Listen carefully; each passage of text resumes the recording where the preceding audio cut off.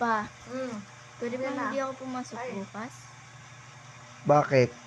Mo anak, ang pag-aaral, binibigyan ng pagkahalagahan niya. Kasi anak, yan lang ang kayamanang hindi maaagaw sa'yo. Ng karunungan. Ba't ba mo gusto mo mag-absent?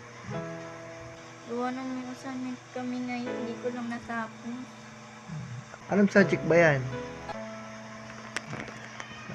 Alam mo, sige, ano bang assignment mo? Tutulungan kita. Alam mo, hindi ko nasasabi siya, pero kasama tayo sa top 5 dati na mag-aaral tayo. Sige, ano assignment ba yan? Anong subject ba yan? Math nga, Papa, hindi ko nga natapos yung assignment ko dun eh. Math? Math ba, anak? Alam mo, anak, minsan, hindi naman masama mag-absent. Kasi lalo na, hindi mo kaya. Sige, bukas, sabihin ko sa teacher mo, sabihin ko, masama pakaramdam mo. Huwag ka na muna pumasok.